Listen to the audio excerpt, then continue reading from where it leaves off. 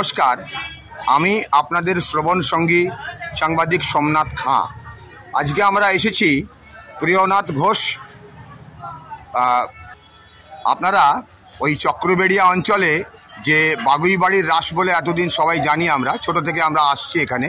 সেই বাগুইবাড়ি অর্থাৎ আমাদের প্রয়াত প্রিয়নাথ ঘোষ মহাশয় তাঁর প্রতিষ্ঠিত যে রাস উৎসব, সেই রাস উৎসব চলছে। আমরা আমাদের প্রবীণতম সদস্য এই ঘোষবাড়ির মাননীয় শ্রী লোকেন ঘোষ মহাশয়, তাকে আমরা পেয়েছি। আমরা তার কাছ থেকে এই রাসবাড়ির যে প্রেক্ষাপট, সেই কবে থেকে শুরু হয়েছে এবং এখনও কীভাবে তার প্রবাহমানতা বজায় আছে, সেটাই আমরা জেনে নিতে চাইব। আমরা লোকেনবাবুকে পেয়েছি, ওনার বয়স এখন প্রায় 89, কিন্তু আমরা অনেকেই ভাবি যেন 19 বছরের তরুণ তরতাজা যুবক। আমার খুব ভালো লেগেছিল, তাই ওনার এই প্রবীণতম সদস্য, ওনার কাছ থেকে আমরা দু চার কথা জেনে নেব। 1897 সালে 1897 সালে প্রিয়নাথ ঘোষ মহাশয় এই প্রতিষ্ঠা করেন। আচ্ছা, এই রাজবাড়ির সূচনা ঘটেন। এই রাধাকৃষ্ণ ঠাকুর প্রতিষ্ঠা করেন এবং রাধাকৃষ্ণ ঠাকুর প্রতিষ্ঠা করার পরে উনি এই রাধাকৃষ্ণ বৈশাখ মাস থেকে চৈত্র মাস 12 মাসে 13টি পার্বণের আয়োজন করেন। আচ্ছা, এই 12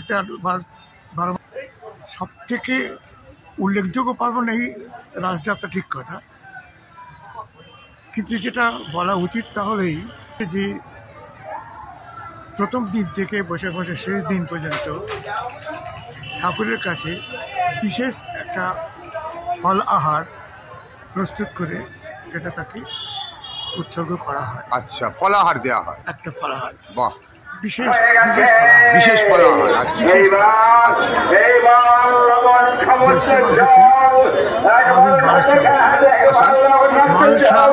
আচ্ছা, বৈশাখ মাসে হয়ে গেলে জ্যৈষ্ঠ মাসে মালসা।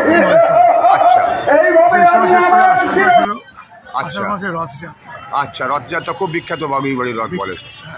হ্যাঁ, তারপরে পরে শ্রাবণ মাস। আচ্ছা, শ্রাবণ মাসে ঠাকুরের ঝুলন যাত্রা। বাহ বাহ।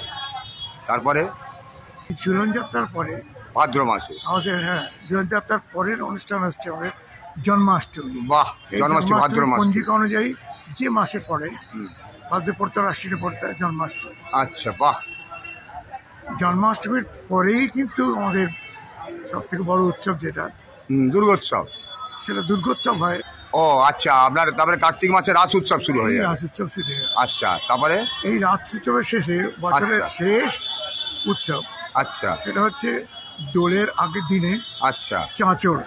ও আচ্ছা, ওই দিনেতেই আমরা আমাদের ঠাকুরকে ফাঁক দিয়ে ফাগুয়া রঙে রাঙিয়ে যায়। আচ্ছা আচ্ছা, ও এই দিয়ে বছরের শেষ অনুষ্ঠান শেষ। আচ্ছা, মানে বসন্ত দিয়ে শেষ হলো। মানে এই একদম বৈশাখ থেকে শুরু করেছেন? বৈশাখ থেকে শুরু করে এই শেষ হলো। আচ্ছা, আমাদের চাঁচড় দিয়ে শেষ হলো, ফাঁক দান করে শেষ হলো। হ্যাঁ, লোকেনবাবু যেমনটা বললেন যে ওনাদের 12 মাসে 13 পার্বণের মতন এই প্রিয়নাথ ঘোষ প্রতিষ্ঠিত যে বাগুইবাড়ি রাস এবং রথ বা যা কিছু আছে, সেটা মূলত রাধাকৃষ্ণকে মানে করে রাধাকৃষ্ণকে কেন্দ্র করেই সব কিছু অনুষ্ঠানগুলো হয় আর কি। বাকি অন্যান্য যেগুলো দেবদেবী, তার কোনো রকম এখানে বিশেষ আলাদা করে কোনো দেবদেবীর আলাদা করে পুজো। আচ্ছা, ধন্যবাদ, অনেক ধন্যবাদ। আমরা আপনার থেকে অনেক অজানা খবর জানতে পারলাম।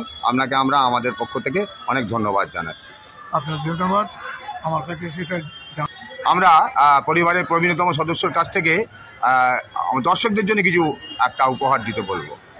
আমি দর্শকদের প্রতি আমার ব্যক্তিগত কৃতজ্ঞতা জ্ঞাপন করতে চাই এই কারণে যে তারা যদি না আসতেন, তারা যদি এইভাবে অংশগ্রহণ না করতেন আমাদের এই অনুষ্ঠানে, তাহলে এইভাবে আমাদের এই অনুষ্ঠানে অংশগ্রহণ যদি না করতেন, তাহলে আমাদের এই অনুষ্ঠান করার কোনো অর্থই থাকতো না।